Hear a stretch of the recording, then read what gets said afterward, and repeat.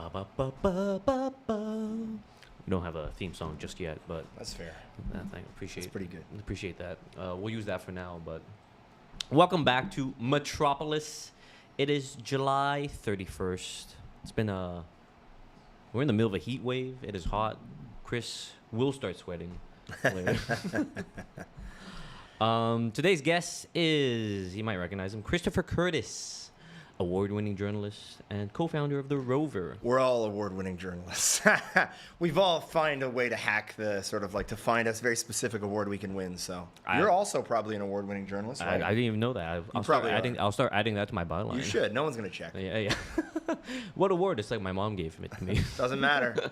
Participation. People do love that kind of honor whenever they see that. Chris, I have you here today to talk about a couple things. About today's episode, we're going to talk about a video journalist who was intimidated by the SPVM while covering a protest. We're going to talk about some illegal dumping in Kanehsatake as well. First, Chris, how are you doing? I'm good, man. I'm been really enjoying. I've been trying to soak up the heat a little bit. Go for bike rides, exercise, be a good dad, or try to be a good dad. I mean, good enough, right? Good enough. That's No. I'm good, man. I'm good. I'm feeling happy for the first time in a while, and that's pretty wonderful. We can have a whole podcast about that if you want. Yeah. Just the kind of motivational self-help kind of podcast. Yeah, we'll be like a less toxic. Well, no, we should be a more toxic Jordan Peterson. That'd be no. Excuse I'm me? just kidding. No. God, That's going to be a tough one to hit. that's a deal breaker, eh? If you're on a date or something and someone's like, "Have you ever heard of Jordan Peterson?" Like, oh fuck. Yeah, I'm outta here. That's always such a huge Yeah. red flag. One time I had a friend who was dating someone, and she was talking to me about how much she loves Jordan Peterson. And I was like, this is not going to last. No, I was like, no. you should be concerned about that. I realize it's off topic, but I do find it to be one of those things where it's like there's a self-help piece, right? And that's fine, make your bed, whatever, et cetera, great. And that's like, make your bed, be accountable, women are bad. Like, Yes. wait, Yeah, what? yeah. How did you sneak that in? Yeah. How did that come in there? But yeah, I am receptive to it because I'm a man and I cry about everything. But anyways, I'm sorry. We've been off topic. It's okay. The police, the Montreal police. The famously lenient and tolerant and respectful of democracy Montreal police. What is your experience with the police been? Have they ever? He's laughing, folks.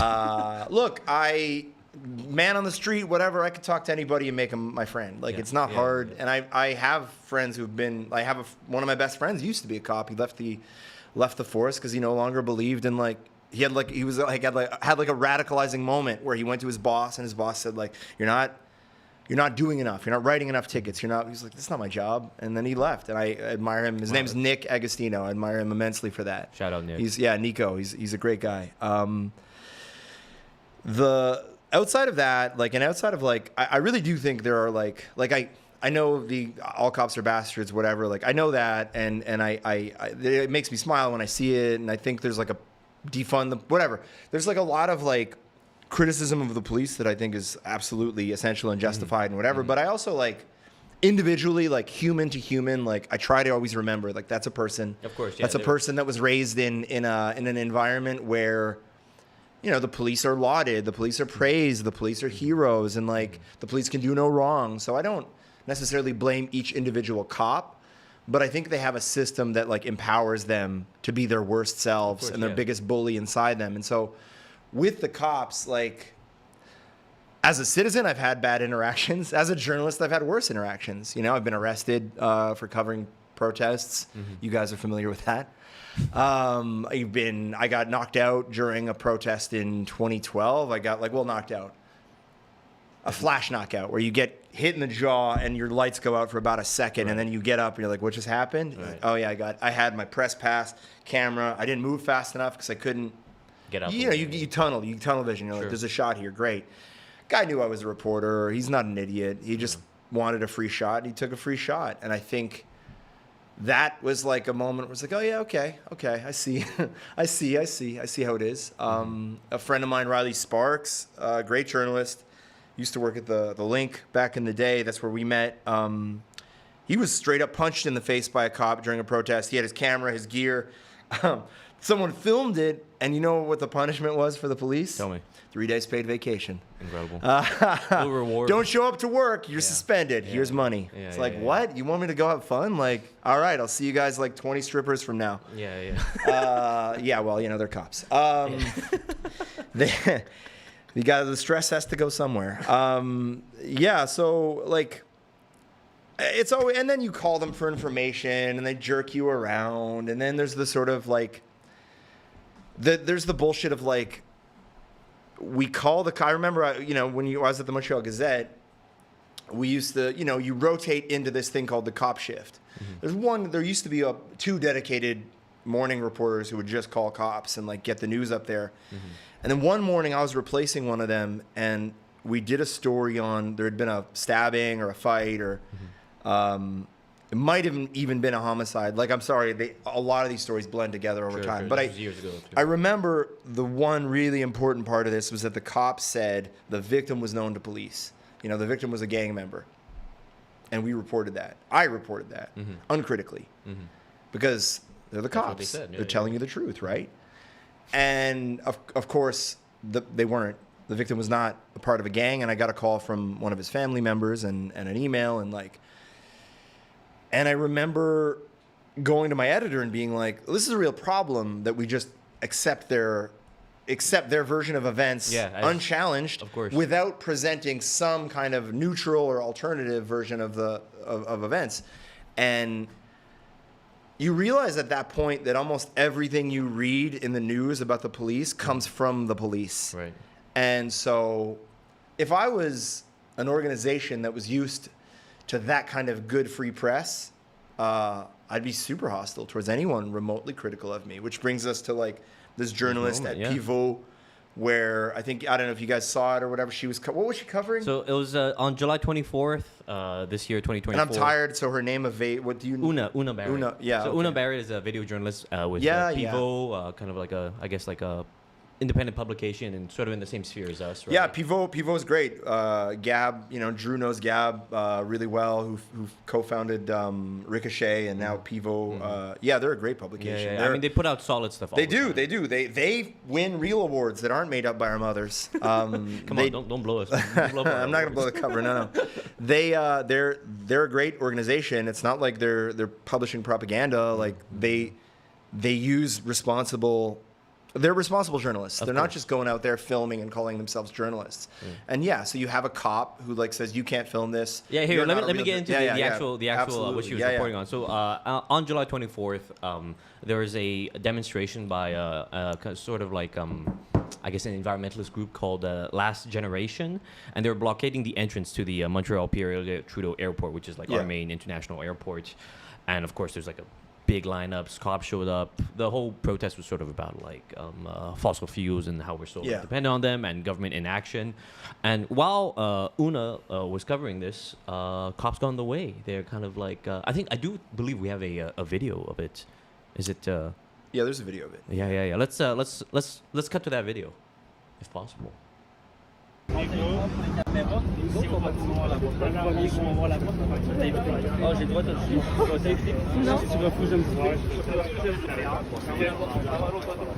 fille, t'as bien beau le journaliste? T'as bien beau le journaliste là? Toi aussi avec ton caméra, let's go, on y va. Tu vas t'arrêter? Est-ce que je dépasse la limite, la mesure? Je dépasse pas la limite là. Everyone's taking videos, pictures, all over. Ah bon? Presse. Ah bon? Je suis pas journaliste? Presse, ça veut dire quoi presse? La presse? Ouais. Je suis, selon la Fédération professionnelle des journalistes du Québec, je suis journaliste pour Pivot. Bonjour. Ouais, mais une journaliste, ça respecte les règlements qu'on leur donne. Et là, le règlement, et là, je suis derrière le périmètre. Je suis derrière le périmètre. Merci, monsieur. Le patron? C'est quoi son nom? Appelle le patron. Je suis pas dans le périmètre, là? Je suis dans le périmètre, là, non?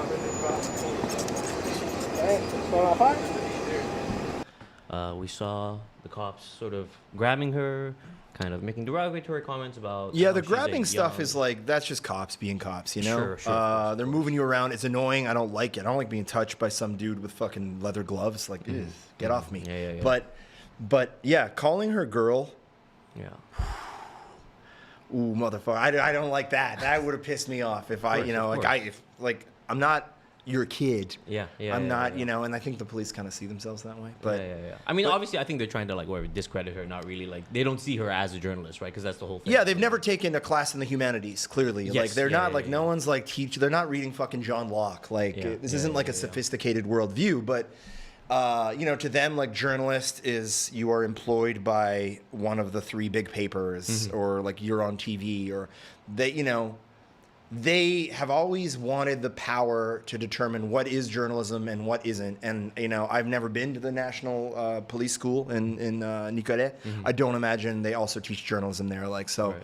I think it's outside of their area of expertise. But I'm just a citizen. You know, I'm just a citizen who sweats, and they are the cops, and they get to decide. Basically, they act with impunity, but like the same thing you saw there, you saw with Savannah Craig. They are especially aggressive with women journalists. They you know they don't want anyone recording what they do. They don't want anyone looking at them critically. I see this as a much more kind of low-level, thuggish version of the police spying on Patrick Lagacé, as they did, you know, some years ago, and other journalists, and compiling lists of us. They have a list of. It's really kind of crazy. So it's just part of this. Like, maybe I'm gonna sound crazy, but you know, the police are engaged in an information war, and like. In war, you can engage in tactics you wouldn't normally engage in day-to-day life. And I think they see this as an information war to increase their funding, keep their funding where it is. And it's crazy because we've gone from, in 2020, the mayor of Montreal saying, you know, Valérie Plante saying, like, you know, I have heard some of these defund the police arguments, and maybe there is something to, you know, and it's a bit of a branding problem. Defund the police is really just like reallocate a lot of their funds. Of course, yeah. It's like it's sort of like a negative view. Or, yeah. We're not saying, you know, no cops or whatever, but like, she, you know, 4 years ago was like ready to have that conversation. And since then, they've had like a record level of increases in their funding. Yeah. They've had a much more aggressive public relations battle in terms of like, someone can shoot a gun off in the middle of nowhere in the city, or like, and there's no victims. No one even saw it happen. Someone just heard gunshots. Could have been a firecracker. Like, we're not ballistics experts. They call 911. 911 reports that as a shooting incident. Right. Or like the police, and then they get that into the media. And so like, we might have these like small increases in crime, and in much, you know, we've had like actually a pretty significant jump in what we call like les crimes contre la personne, so like assault and stuff like that. Like there have been pretty significant increases, but the idea that it has anything to do with the police, their budget, like having money or not, is irrelevant. Like it's about poverty. It's something that's detached. You're talking about poverty. Yeah. Like we've had a doubling of homelessness in the city. You know, there's a huge drug crisis, or drug poisoning crisis. You know, housing is less affordable than it's ever been. Of course, there's going to be crime. Like, it doesn't take a fucking sociologist to figure that out. Of course. And I realize we're getting very far away from the. But I think it's all part of the same kind of like, look, we're good. Anyone that questions that is our enemy. We want to get good headlines, and they're fighting for good headlines. And they've gotten themselves some very good headlines in La Presse, in Le Journal de Montréal. People who openly criticize the police have a way of suddenly finding themselves the target of like a hit piece. Like when, why am I forgetting his name? You got this. Will Prosper. When Will Prosper ran for mayor of Montréal Nord in 2021 or 2022. 2022. They like all of a sudden this confidential information about an incident that happened when he was a cop shows up. Yeah. And like the only way this could have happened is if someone from the RCMP who he worked for leaked this thing associating him to street gangs in Montreal, which was sort of debunked and a huge exaggeration. But like, that's part of it too, right? Mm-hmm. Like, oh, this guy's getting a little too big for his britches. Let's leak some stuff to our guy at Journal de Montréal and fuck with him. Yeah. And they do that. Like, it sounds paranoid to say it, but they do that. Like they're, you know, if they've already been admitted to and been proven to spy on journalists. Mm-hmm. they fucking arrested Savannah and they want to charge her with like a crime. This is insane. Like for as progressive as the city is, it's locked in a permanent battle with not so much the police force, but the police union, right? The unions that are like, our guys can do no harm. We don't ever want our guys under investigation. Like, we want more money. Like, these guys are probably the most powerful union, among the most powerful unions in Canada are these police unions, which aren't even really labor unions. They're like clubs to get cops more money. And, you know, if they really cared about their employees and their working conditions, then they'd want a safer city. And you don't get a safer city by fucking bullying journalists. No. Yeah. So I guess to rephrase what you're saying, I guess. So you see this as sort of part of this like larger effort by the SPVM and the cops to sort of like that's what we protect see. Themselves. Yeah. Sorry, I didn't mean. No. That's what we're seeing. Right. There's shit that doesn't get filmed. There's stuff behind it. There's a lot of journalists who won't say anything because they need to keep working with the cops. They need to keep getting information. Protect they need to contacts. keep getting interviews. And I remember some pretty egregious things we just kind of looked the other way on because we needed to keep working with the cops. Right. You internalize that. So it's just, I think it's part of that. You know, I don't think the guy who did that is like some evil person, but I think that they're clearly indoctrinated and a bully, and like they need to maybe, you know, chill the fuck out. Sure.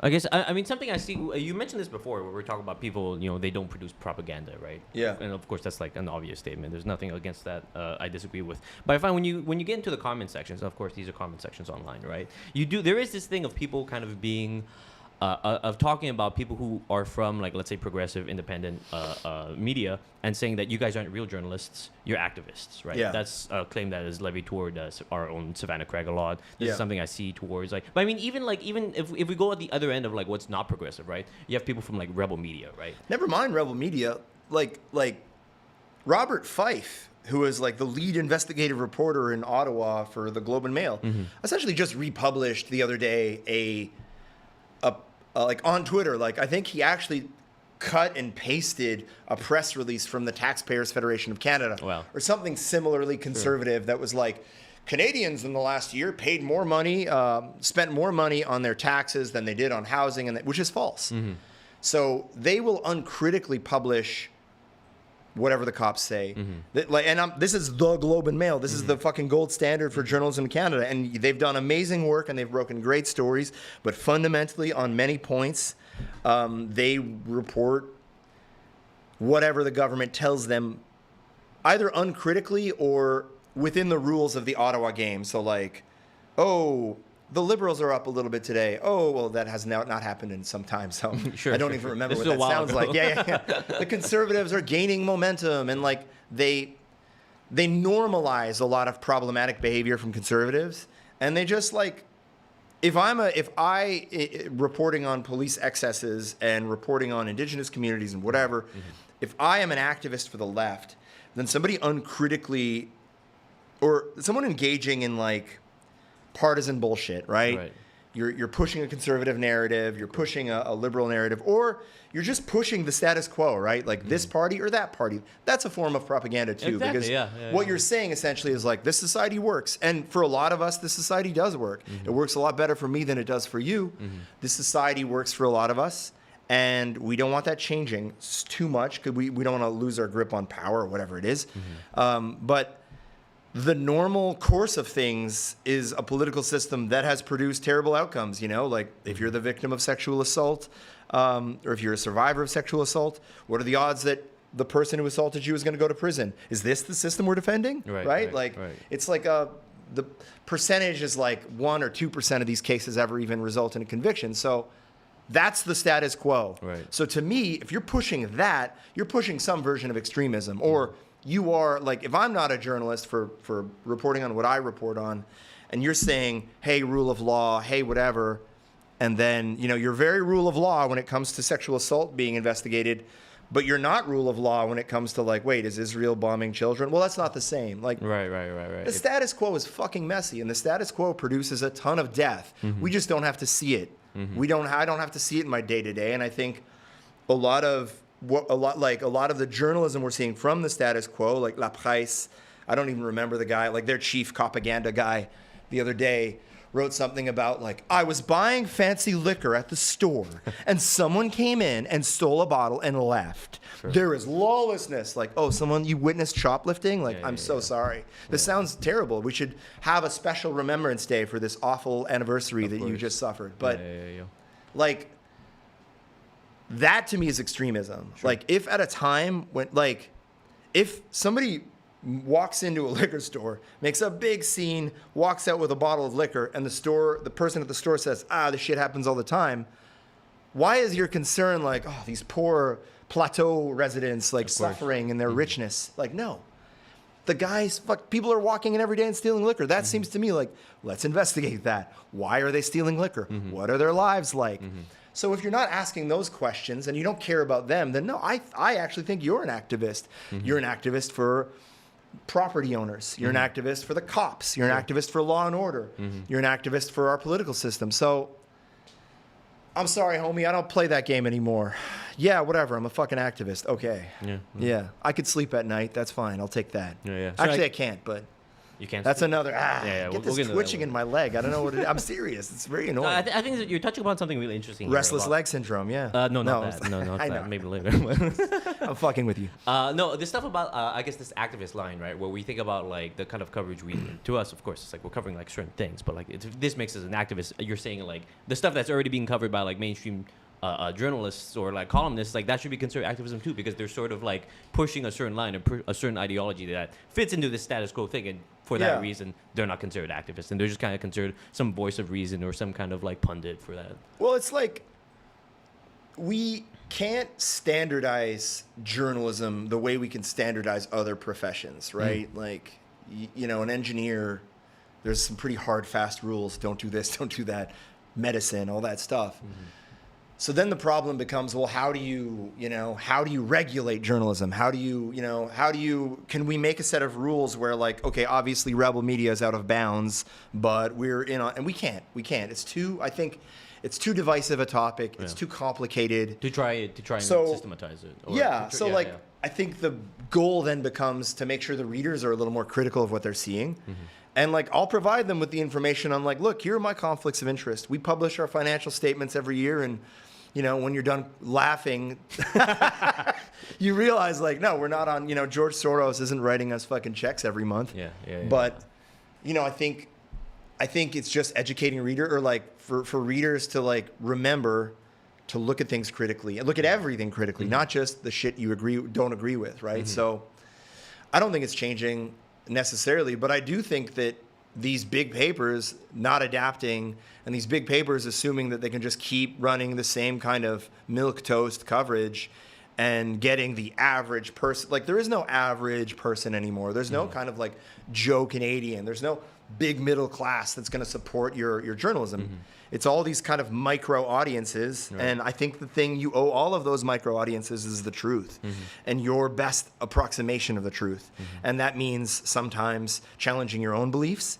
And that means sometimes printing something that is inconvenient to like the narrative that you have in your head. That means sometimes like, all right, I'm against what's happening in Gaza. I'm against the war in Gaza. I think Israel, the ICJ just called it an apartheid state. It's pretty hard to take that back. But like, if someone who is in favor of the liberation of Palestine does some awful thing, we'll report on that too. Like we owe it.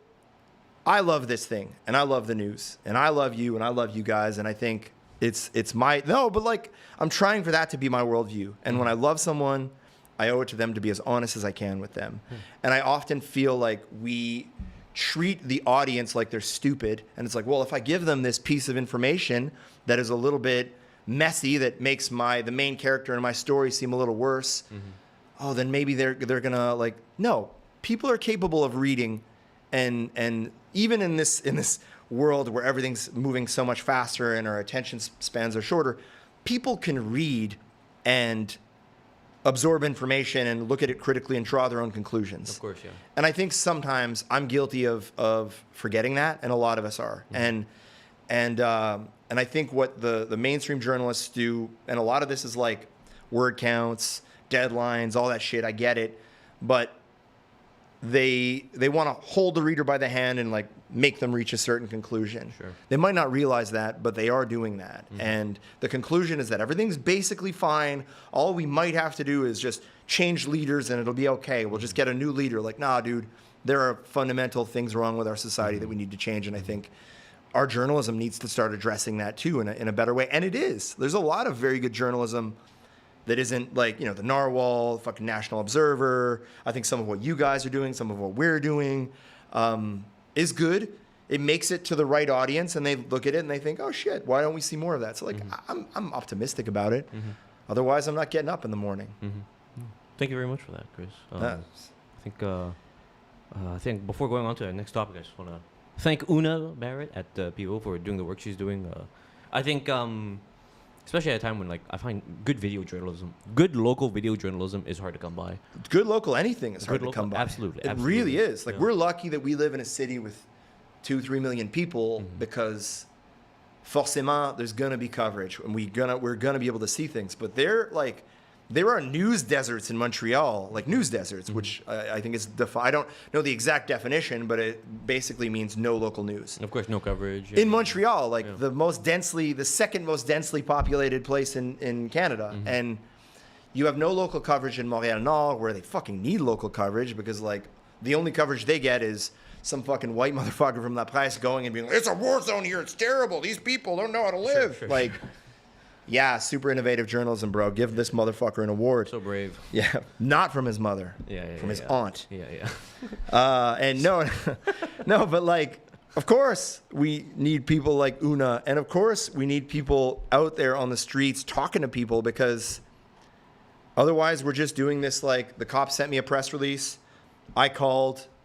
I got a little quote from them saying, this is the height of cop absurdism. Sometimes there'd be a stabbing, and they'd be like, we didn't say he used a knife.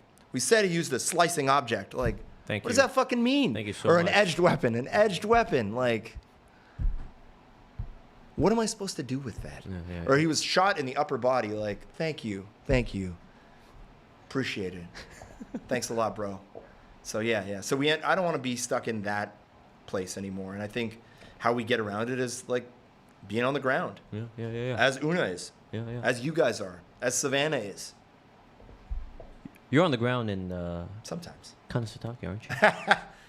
This is segueing into our next topic. At the Rover, this is not even just at the Rover. You've been kind of covering this kind of illegal dumping stuff in Kanesatake for some years now. Yeah. I mean, I grew up near there, so I've been pretty familiar with the community my whole life. But the illegal dumping on Mohawk territory. Illegal dumping on indigenous land is like a story as old as Confederation and probably even older. So it's just like years ago,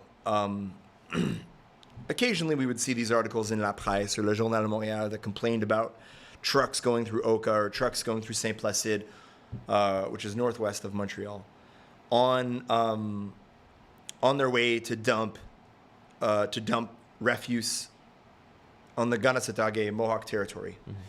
And the articles, all they ever really focused on was like, well, there is a dump. It's doing poorly, or like there's too much junk in it. But look at all this trucking traffic and it's disrupting like local life and it's not fun and people are mad. And it was important that they documented it, and they did. They would document like when the dump got a fine and when things weren't, like up to code, which was basically always. So we're talking about 2015 to 2020. Like we see a lot of these articles, or like every now and again we see one of these articles.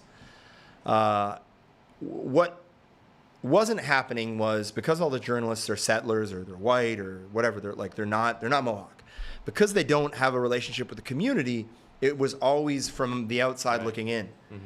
What I was lucky enough when I started out, my first job ever, my first internship ever at a paper that wasn't a student newspaper was the Eastern Door, and which is a Mohawk-owned newspaper on the South Shore. And so what I managed to like learn there is that, and this is a silly lesson, and like we should all know this right away. We shouldn't have to be taught it in our adult lives, but you are like I know nothing about this community. Like, I know a little because I went to high school with some of these dudes, but when school was done, they'd go their way and we'd go ours, and we weren't really allowed to go on the res. Like, our parents thought, my parents never said anything about it, but like a lot of people's parents were like, Mohawks could be dangerous. So this distance has created a way of looking at it like they're the source of the problem and not the victims of the problem. So what we tried to do was, with the Eastern Door, working with the Eastern Door, and I was with Ricochet at the time, and the Rover was just starting. So back it's in like 2020? 2020. We snuck onto one of these dump sites, or the biggest dump site, which we believe to be one of the only big dump sites, or if not the only dump site on the territory. And we snuck on. We took some soil samples. There were mountains of like garbage. It could be like something in your kitchen, or it could be someone just demolished a house and you have bricks and timber and metal and wires and like asphalt and concrete. And so you think of all of these things combined with probably a bunch of substances too that we don't really know what they are. And they formed a mound so big that it was like, you could see it when you're driving by, like pretty far away. It's like a 40-foot mountain of garbage. It's still there. And it got so bad that sometimes the mound of garbage would catch fire. It would just suddenly like burst into flames because there was so many flammable gases in there and materials, and there's so much sulfur. So we started investigating this place, and in the middle of our investigation, when we were, instead of like just talking to people in Oka and we were going on the territory. We had sources who lived near the dump. They said when they would smell the sulfur really strongly, they'd get nosebleeds. Some of them said that. Some of them said they get sore joints. All of them said they had to change the air filters in their homes constantly. Wow. Their water tasted funny sometimes. They had to change the water filtration system in their homes. The dump is near something like 13 wells for farmers. Are within like 800 or 900 meters of the dump. That's a lot. It's a lot of fresh water that could potentially be contaminated. And worst of all, the dump is like very close to the Lake of Two Mountains, which about 1 million people live around and use drinking water from. So this was a really big problem. Quebec had known it was a problem for years. They had levied fines, but they never did anything about it. When we finally laid out not only the extent of the dumping, but who's running the dump, the Gabriel brothers, one in particular, Gary Gabriel, who has been convicted of a number of violent crimes and has threatened to kill me in person once. It's not a great. He didn't say like, "I'll kill you in person." We were face to face, and he threatened to kill me. Grabbed me by the big man. I consider myself a relatively large individual, and I was looking up and shitting my pants. He's a big dude and a scary dude, and he did that to our sources say that, he would scare them off, or someone in his family would wait outside their homes, and you're saying the way he would rev. He would drive by, rev his engine, and then puff up his chest. He lives kind of on a bit of a compound on the res, but you kind of have to drive a winding road to get to it. You'd hear gunshots on his compound. People are scared of Gary. His brother Bob is a lot more approachable, and after the dumping scandal, took a much more active role. Robert Gabriel in fixing it. Okay. I saw a lot of internal government documents where he's paying to have this treated. He's paying. So I don't think they're evil guys. Sure. I don't think anyone's evil. I'm trying to again, new worldview, adjusting that. Incredible. But these guys were making money off of something they knew was illegal. You can't just get rid of refuse anywhere in Quebec. You have to, especially if it's contaminated construction materials. So who's giving them this money? Who's so part one of the investigation was, all right, what's happening and why is it not being fixed? A part of that is the constant. Canada is very good. Confederation is great for politicians, because the provincial politician can say, that's not us, that's Ottawa. Yeah, sure. And Ottawa can say, no, it might be on Crown land, but it's to do with environmental laws, which are provincial. And then Quebec might come back and say, well, it is close to a body of water, so technically they should be going through Oceans and Fisheries Canada. So it can, and then the band council gets involved or doesn't get involved, and it becomes a whole big. There are many built-in excuses why this can't get done faster. So nothing after our piece on the extent of the dumping got reported, or like was published, then they had their license to dump suspended. Then the dumping stops. When was this? 2020. Okay, sure. Still 2020. Then we assume like, oh, okay, well, it's over. It didn't end. If anything, it got worse. And that is like a great example of like why we as journalists should not tap ourselves on the back too quickly. Yeah. So the piece we were missing is who's dumping on this? We would write down numbers of companies, where the truck came from. I followed one truck in 2020, led me to a truck rental place. We didn't have the time to like really dig in. Mm-hmm. Now what's happening, and what's been happening for years, is they're no longer dumping on that site. Instead, you have construction companies from across Montreal, Laval, the South Shore, probably also in Laurentide, La Naudière region, say like 100-kilometer radius from, or even 150-kilometer radius from the res, because some of these projects might even be in Ottawa. You have these construction projects that, so one of the, I always have to stop and create like a new branch to the story. When you're in construction, one of the biggest problems you're going to have the minute an excavator goes into the ground is like, how do you get rid of that soil? Sure. Right? You can dig. You can have the best machine operator in the world. He's only as fast as how fast you can get rid of the refuse, right? So a big job site might be dealing with 100, 150 full loads. Truckloads of come on now. I'm sorry, I'm an idiot. Truckloads of contaminated soil. So like 100 to 150 a day leaving the site or leaving multiple sites. Sure. That, if you could save $300-400 on each of those, you're over the course of a job, you're saving $1 million or $500,000, or like you're saving a ton of money, right? I know a guy in the industry, a few guys, but I know one who I trust like very well, who told me they're probably saving, some of these companies are probably saving $10,000 to $15,000 a day, right? By not getting rid of, how it works in Quebec is, if the soil is dug up on any construction site, it has to be tested. Because once you remove soil in Quebec, this is how the law works. You've got to put it somewhere, but we have to first determine, well, what's in the soil. So you got to test the soil, and almost certainly if it's anywhere under pavement, which is most of the suburbs, or if it's like in a suburb, or if it's in a big city, it's probably contaminated. Doesn't mean it's like glowing and full of radiation, but there could be some oil in it. There could be some microcarbons. Like there could be any number of contaminants in there. So you test the soil, you see what's in it, and in the event that it's contaminated, which is almost certainly, you then have to register the soil in a provincial database. And dump it in a provincially approved dump site. And near Montreal, there's maybe 6 of those. Sure, okay. Or there's not a lot. So instead of doing that, companies are just going to the res, finding someone who's either desperate for money or a little bit greedy, and they're saying, we'll pay you $200-300 per truckload, and we're going to, you're going to make money. We're going to make money. And it used to be that they would just let these pile up and it would become a gross dump site. But what's happened and what's alarming is that all of this refuse from across the region is being dumped on privately owned land that overlooks the water, and it's being dumped directly in the water to expand the shoreline so that they can build businesses on the shoreline. Oh my goodness. And you might think, hey, this is evil and greedy and whatever, but like, look, they don't have an economy, or they never had a fair footing or equal footing in the economy, the Mohawks and us, right?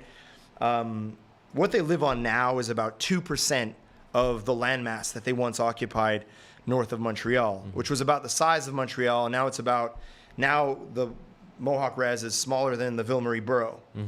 And it's almost all the soil is contaminated from all this dumping. You've got a dump with 160, that has the equivalent of 160 swimming pools full of contaminated, Olympic-sized swimming pools full of contaminated soil. Like, there's a huge, what they have left is poisoned, basically. Right, yeah. So what do you have? Like, where is your future? How do you do anything? I can totally understand someone who's like, yeah, you're going to give me some money so I can make a little bit of money, send my kids to school, whatever, live the middle-class life that we're all told we need to live. Yeah, so there's an incentive now to dump directly into the water, and that's what we've witnessed it. Mm-hmm. We've witnessed dumping in the water. We've witnessed the construction sites that the dumping comes from. They're in Laval in Montreal. They're like big, huge condo developments that belong to companies that do business with the government and that, and that have a real huge footprint in our construction and housing industry. So a lot of this housing boom and condo boom in Montreal is being fueled in some way by illegal dumping. Wow. So when you're buying this like luxury $500,000-$600,000 unit in a condo tower that overlooks Rivière des Prairies, and it really does look pretty. Of course. That is possible because the soil the soil that you live over was disposed of illegally on indigenous land, and that's like that should give us all reason to stop and think. Of course. It's like this kind of illegal dumping is just like subsidizing this kind of like whatever like. Yeah, you're right. It's effectively a subsidy, a subsidy that we're giving to these construction companies, and you have to wonder, where's the province in all this, right? Mm-hmm. And so I think 2 summers ago, someone I know who's close to the minister said. Which minister? The environment minister. Very good question. 2 years ago, someone close to the environment minister says this team of experts in Quebec, expert engineers who designed this software that tracks contaminated soil, said, look, no one's registering to our software, which means there's clearly a ton of illegal dumping going on. You have to do something about it. Mm-hmm. And the minister said, yes. What are your suggestions? And their one suggestion is actually super cost effective and I think would work just at solving most of the problem, is that, when you are a big construction company, or you're any construction company, but big ones in particular, if you're going to put an excavator in the ground, you need a permit. You can't just do that. Mm-hmm. So if you need a permit, who's going to give you the permit? The city's going to give you the permit. The only power the city has in there, and it's a huge fucking, like, they have all the leverage here. All you have to do is say, look, show me that you've registered into the provincial database. Explain to me your process. I'll give you the permit. Mm-hmm. Come back to me in a month, prove to me that you've done this, and we'll renew your permit, right? It's not super complicated. If you did that, you would probably put a huge, illegal dumping on an industrial scale would probably stop happening. Right. I'm saying probably because like criminals always figure out a way around. Sure. But the government always finds a way to fuck it up. Sure. But I think that would end it on this industrial scale, because what they're doing so far, like what they've done in response to being repeatedly told by residents and in reporting that they're not doing anything to fix the problem, the only response we've seen so far is a couple of weeks ago, the SQ, the provincial police, was just outside the res, stopping every truck that went in and investigating it. Like, they're not scientists, they can't test the soil, they can't get them on the big thing, but to their credit, they're looking over those trucks with a fine-tooth comb, and if a mirror is out of place, they're going to write you a ticket. So that has, I think, kind of put a dent in it, and that has maybe scared some people. And I believe one of the companies involved in this, maybe even declaring bankruptcy. So, like, there are real consequences to, like, this reporting. Mm-hmm. And I do think that, like, the football is now finally starting to move again. But to get us there, the cost has been a gigantic environmental devastation. Mm-hmm. We were able to find and confirm the existence of, I think, 14 dump sites, some of them near schools, or one of them near a school, one of them near a children's playground, one of them overlooking a farmer's field, one of them overlooking a stream that goes right into the lake. There's a real danger that we've already gotten to the point where, it's either irreversible and testing will bear this out, but if the dumping, like, there's a possibility that it gets into the water that's underground, the underground water, and that's dangerous. That's irreversible. Right. Like, once that happens, it's hundreds and hundreds of millions of dollars to fix it. And, it's not like the government's throwing money around, except giving us $500 checks a couple years back. What the fuck was that? So, like, if that happens, then all the local farming, then that's fucked. Mm-hmm. And then it no longer only affects Mohawks, then it affects white people. And suddenly you'll see this government start to care. Mm-hmm. A white rural person has a problem, let's go. We're there. Yeah. What do you think is, I guess, just to round it up, how are people, how are locals in Kanesatake reacting to this? What does the outlook look like for them? Well, look, man, and I regretfully didn't mention this right off they're the ones fueling these stories. They're the ones giving us this information. They're the ones putting their own safety at like no one wants to go on the record because they're scared Of Gary. one guy, they're scared of like, there's a lot of big people involved that are even scarier. And one guy in particular, like, was like, I don't care if anyone on the one guy, there's one guy who let me ride with him and he won't leave the house without a shotgun. Like, just that description, everyone on the res knows who he is. He doesn't care about that. He just doesn't want the cops knowing who he is. Sure, he doesn't want his name in the paper so they don't take his gun away. But the reason, and like he has a shotgun, but it's loaded with rock salt and rubber pellets just to, less lethal ammunition. But the point being, like, he has that shotgun because he is scared of what he's investigating. And he's scared of, like, the people involved in this. And he only feels, and he knows if he calls the cops, they might come in 45 minutes. So the shotgun is his cops. And I don't, I would never encourage anyone to walk around with a weapon.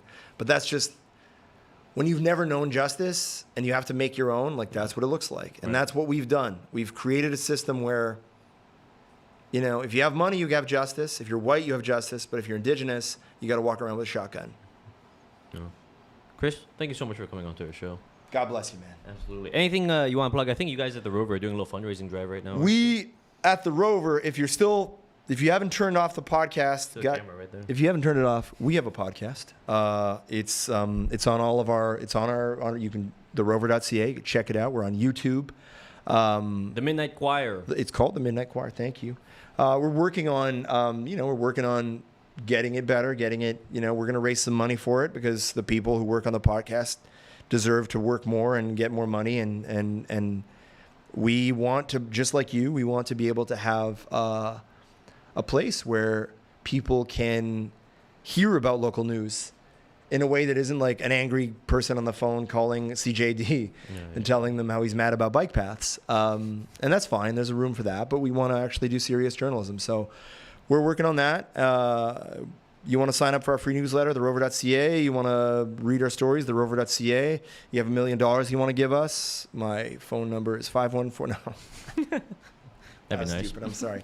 I'm a father. I can't help tell shitty jokes. It comes with the baby. Yeah, there you go. If people want to follow you, where can they follow you? So it's Tito Curtis, TitoCurtis on Twitter. And it's Hey Tito Curtis on Instagram. So HeyTitoCurtis on Instagram. And on Instagram, we now have the Rover.community, the Rover.community. It's not a news Instagram. Don't shut us down, Meta. But anyways, if you want to follow our goings on there, you can do that as well. If you don't want to follow us, well, that's your decision, and I respect it. There you go. Well, thank you again for coming on to our show, Chris. Hope you have a great August. I'm going to have the best August. Oh, look at that. We love that. That's it for our main show. We'll be right back with Savannah Craig and Hello Goodbye Alliance. Stay tuned.